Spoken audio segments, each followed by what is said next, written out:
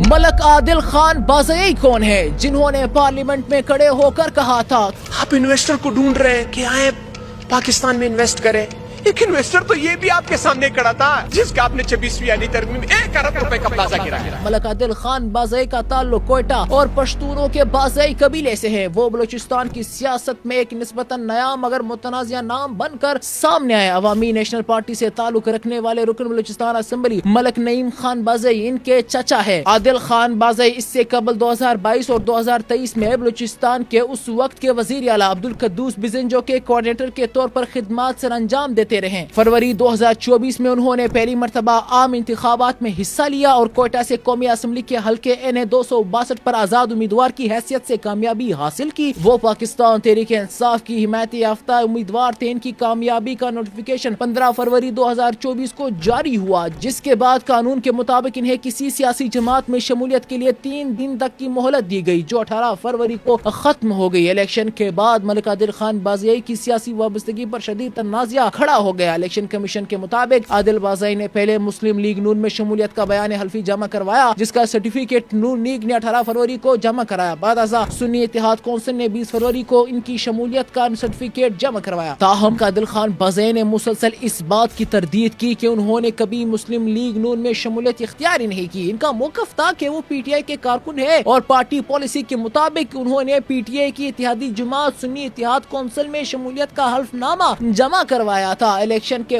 فوراً بعد اور وقتاً فوقتاً خبریں آتی رہی کہ عادل خان بازئی نے نون لیگ میں شمولیت اختیار کر لی، جس پر PTI کے سینئر رہنما اعظم سواتی نے دعویٰ کیا کہ انہیں گرفتار کر کے نامعلوم مقام پر منتقل کر دیا گیا۔ بعد ازاں عادل خان بازئی نے ویڈیو پیغام میں اس بات کی وضاحت کی کہ انہیں گرفتار نہیں کیا گیا۔ ان کی والدہ کی علالت کے باعث انہوں نے فون بند کر رکھا ہوا تھا اور وہ بدستور PTI کے کارکن ہیں۔ فروری کے تیسرے ہفتے میں یہ تنازع اس وقت مزید شدت اختیار کر گیا جب الیکشن کمیشن نے آزاد ارکان کو پارٹی میں شمولیت کی دی گئی مہلت ختم ہونے کے بعد خواتین اور اقلیتوں کی مخصوص نشستوں اور پارٹی پوزیشن کا نوٹیفیکیشن جاری کیا۔ اس نوٹیفیکیشن میں بلوچستان سے 2 آزاد ارکان، جن میں ملک عادل خان بازئی بھی شامل تھے، کو مسلم لیگ نون کا حصہ قرار دیا گیا، جس پر عادل خان بازئی نے فوری تردید کر دی۔ سپریم کورٹ بار ایسوسی ایشن کے سابق صدر اور انتخابی قوانین کے ماہر سینیٹر کامران مرتضیٰ نے اس موقع پر کہا تھا کہ نوٹیفیکیشن کے 3 دن بعد کسی جماعت میں شمولیت کا حلف نامہ قانونی حیثیت نہیں رکھتا۔ ان خبروں کے بعد ملک عادل خان بازئی کچھ عرصے کے لیے منظر عام سے غائب ہو گئے۔ بعد ازاں نون لیگ کا موقف تھا کہ 26ویں یعنی ترمیم اور فائنانس بل پر ووٹنگ کے موقع پر عادل بازئی نے پارٹی پالیسی کے برخلاف ووٹ نہ ڈالنے کا فیصلہ کیا۔ اسی بنیاد پر مسلم لیگ نون کے پارٹی سربراہ نواز شریف نے آئین کے آرٹیکل 63A کے تحت عادل بازئی کے خلاف نااہلی کا ریفرنس اسپیکر قومی اسمبلی ایاز صادق کو ارسال کیا، جسے اسپیکر نے الیکشن کمیشن آف پاکستان کو بھجوا دیا، مگر ملک عادل خان بازئی نے پارلیمنٹ کی تقریر میں موقف اختیار کیا کہ 26ویں آئینی ترمیم کے حق میں ووٹ نہ ڈالنے کی پاداش میں سزا کے طور پر کوئٹہ میں ان کے زیر تعمیر 1 ارب روپے کا پلازا گرایا گیا، جس کے بعد الیکشن کمیشن نے فیصلہ سناتے ہوئے ملک عادل خان بازئی کو فلور کراسنگ اور پارٹی پالیسی کی خلاف ورزی کا مرتکب قرار دیا، انہیں نااہل قرار دیا گیا اور NA 262 کی نشست خالی قرار دی گئی۔ فیصلے میں کہا گیا کہ عادل بازئی آزاد امیدوار کے طور پر کامیابی کے بعد مسلم لیگ نون میں شامل ہو چکے ہیں، تاہم عادل بازئی نے اس موقف کو پھر مسترد کر دیا۔ فیصلے کے بعد عادل بازئی نے social media plate form X پر بیان دیا کہ اصولوں کی سیاست اور عمران خان کے لیے اپنا سب کچھ قربان، جیت حق اور سچ کی ہوگی۔ PTI رہنما قاسم خان سوری نے بھی ان کے حق میں بیان دیتے ہوئے کہا کہ عادل خان بازئی اپنے کپتان سے وفاداری نبھا گئے۔ دوسری جانب دوران سماعت عادل بازئی کے وکیل نے مسلم لیگ نون میں شمولیت کے بیان حلفی کو جعلی قرار دیا۔ بعد ازاں سپریم کورٹ نے 21 نومبر کو الیکشن کمیشن کے نااہلی کے فیصلے کو معطل کر دیا۔ جسٹس منصور علی شاہ کی سربراہی میں جسٹس عقیل عباسی اور عائشہ ملک پر مشتمل 3 رکنی بینچ نے کیس کی سماعت کی۔ فریقین کو نوٹسز جاری کیے گئے اور فیصلہ کالعدم قرار دیتے ہوئے عدالت میں یہ موقف بھی سامنے آیا کہ کسی امیدوار کا تعلق کسی سیاسی جماعت سے ہے، اس کا تعین کرنا الیکشن کمیشن کا نہیں بلکہ سول کورٹ کا اختیار ہے۔ یوں ملک عادل خان بازئی کا معاملہ نہ صرف بلوچستان بلکہ ملکی سیاست میں وفاداری، فلور کراسنگ اور آئینی تشریح کے حوالے سے ایک اہم مثال بن چکا ہے۔ آپ عادل خان بازئی کے بارے میں کیا رائے رکھتے ہیں؟ کامنٹ سیکشن میں ہمیں ضرور بتائیں۔